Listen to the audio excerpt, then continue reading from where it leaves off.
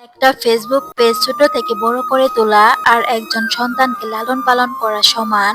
কেন বললাম এই কথাটা জানেন? শুধু পেজ ওপেন করলাম, ভিডিও ছাড়লাম, ভিডিও ভাইরাল হলো, টাকা ইনকাম করলাম, এই কথাটা বলাটা যতটা সহজ না, করে দেখানো তার থেকেও অনেক বেশি কঠিন।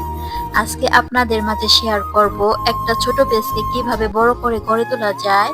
আসসালামু আলাইকুম সবাইকে, কেমন আছো সবাই?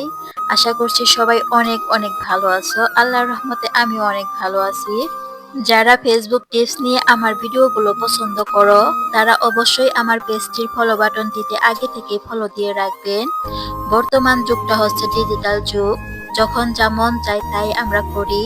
যেমন ধরো, আজকে আমার মনে হলো একটা পেজ ওপেন করি, এখান থেকে আমি ভিডিও আপলোড করি, এখান থেকে আমিও টাকা ইনকাম করি। এতে কিছুটা হলেও আমার সংসারের হাল ধরতে পারবো। এটা শুধু একজনের মনের কথা না, এটা সবারই মনের কথা। বিশেষ করে মেয়েরা, আমরা যারা ঘরে বসে টাকা ইনকাম করতে চাই, আমরা যদি নিজের হাতটা নিজে শক্ত করে ধরতে পারি, কোনো কিছুর প্রয়োজন হলে কারোর কাছে জবাব দিতে হবে না, নিজের যা মন চায় তাই করতে পারবো। এইটুকু সামর্থ্য থাকলেই আলহামদুলিল্লাহ।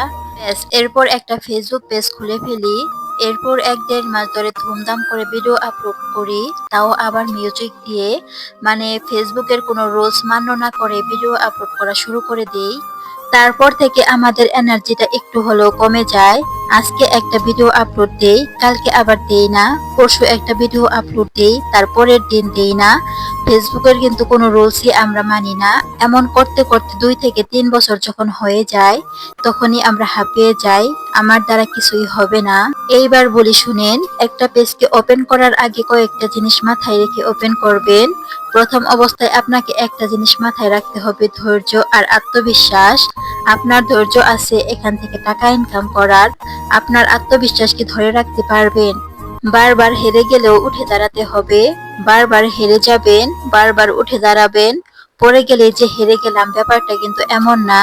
পড়ে গেলে উঠে দাঁড়ানোর ক্ষমতাও কিন্তু আপনার থাকতে হবে।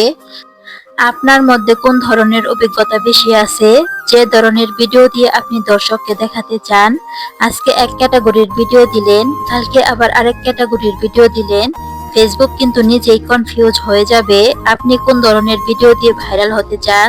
তাই অবশ্যই সেই জিনিসটা আগে সিলেক্ট করে নিতে হবে, ক্যাটাগরি কোন ধরনের দিবেন। হয়তো আজ কোনো ভিডিও দিয়েছেন, আপনার ভিডিওতে আবার ভিডিও দিবেন না, আপনি ভিডিও দেওয়া বন্ধ করে এনগেজমেন্ট বাড়ছে না বলে আপনি মন খারাপ করে বসে আছেন, কাজ করতে ইচ্ছে যাচ্ছে না। এই ব্যাপারগুলো কিন্তু কখনোই রাখা যাবে না। একটা জিনিস মাথায় রাখবেন, আপনি যা কাজ করবেন তা প্রতিনিয়ত করার চেষ্টা করবেন।